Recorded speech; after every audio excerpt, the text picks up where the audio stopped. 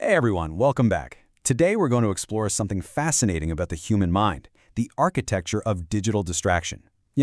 Have you ever opened your phone for, just 2 minutes, right? And then somehow you end up watching a podcast clip, a random cooking video, maybe 3 conspiracy theories, some guy building an entire house in the forest from scratch, and, I don't know, a cat emotionally supporting a capybara? And then suddenly you look up and it's completely dark outside. Yeah, it's a truly universal experience, and, it's exactly what we're going to unpack today. Part 1. The infinite rabbit hole. So modern humans scroll a lot. I mean, we all know this, obviously, but I really don't think most people truly understand why. Because scrolling, it's really no longer just about entertainment. For so many of us, it's actually become much less about being entertained and kind of much more about an emotional escape. Think about this carefully for a second. Most people don't just open social media because life feels, amazing in that exact moment. Usually, it happens during very specific, kind of vulnerable moments. Boredom, loneliness, a spike of stress, maybe uncertainty, an awkward silence in a room, or just general emotional discomfort, right? These are the real catalysts. Your brain feels something even slightly uncomfortable, and it just instantly reaches out for stimulation. It's this incredibly simple, closed loop. Phone, scroll, refresh, repeat. And honestly, the scary part is just how deeply automatic this whole process has become for pretty much all of us.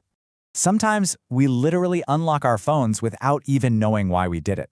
It's almost like the brain just whispers, hey, maybe happiness is hiding in the next video. We're endlessly searching for a quick fix to, whatever discomfort actually triggered us in the very first place. Part 2. The dopamine anticipation loop. So here's the thing. That next video, it never truly satisfies us. And why is that? Well, because scrolling is built entirely on these dopamine loops. It's literally the fundamental mechanism of how all these platforms operate. Now, the crucial point here is understanding what dopamine actually is. You see, dopamine is not exactly pleasure. Not really. It's anticipation. It's that nagging feeling of maybe the next thing will be interesting. And that is exactly why social media feels so endless. Your brain just keeps expecting something better, something funnier, more emotional, and it's always just one single swipe away. In modern apps, they understand this perfectly. Infinite scrolling, autoplay features, the constant notifications, the algorithms. Everything is meticulously designed to remove natural stopping points. They absolutely want to eliminate any friction at all that might make you pause and put the device down. Why do they do this? Because, if humans stop, we might actually start thinking again. And honestly, maybe that's the truly uncomfortable truth we all need to face here.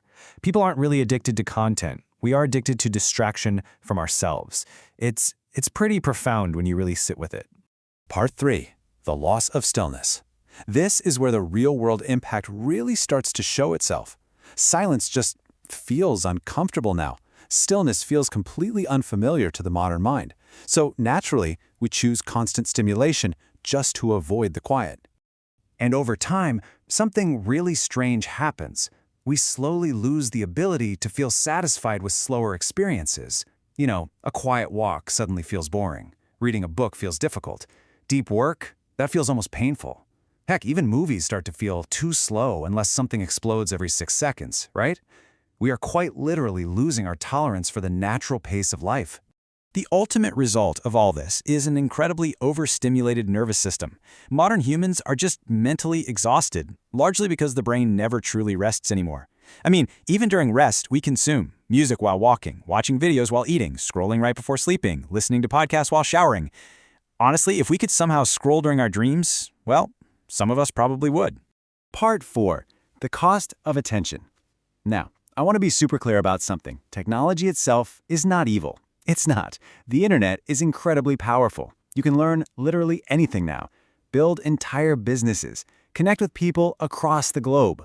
But it's the unconscious consumption that slowly steals our attention entirely without us even realizing it. And attention? Attention is not a small thing. Think about it. Your attention shapes your thoughts. Your thoughts then shape your habits. Your habits shape your emotions, your identity, and eventually, your entire life. It is literally the fundamental building block of your reality. Whatever repeatedly captures your attention slowly shapes who you become. That right there is exactly why the attention economy is so incredibly powerful. Modern companies are fiercely competing for human focus. And it's not because attention is meaningless. It's because your attention is valuable. Very, very valuable.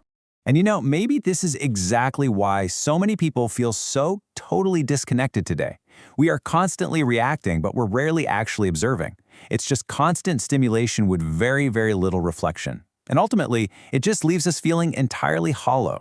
Part 5. Regaining conscious awareness. So look, the solution here is probably not becoming a monk and, dramatically throwing your phone into the ocean. The real solution is actually much more accessible. It's simply awareness. Just small, conscious moments. It really starts with asking yourself one vital question. Why did I just open this app? Am I genuinely using technology right now, or am I escaping something? That question alone, man, it changes a lot. Because once we become aware of our patterns, we can slowly start to regain control of our attention. Attention has truly become one of the absolute most important skills of modern life. In fact, protecting your focus is essentially a modern survival skill. Because today, the people who can actually protect their focus, well, they're the ones who can still think deeply, they can create meaningfully, build patiently, and actually live consciously in a world that is just constantly trying to distract them. And honestly, maybe that's the real challenge for us right now. It's not about avoiding technology altogether. It's about learning how to remain human while being surrounded by endless stimulation. I really want you to take that thought with you today. Thank you so much for joining me, and I'll see you in the next video.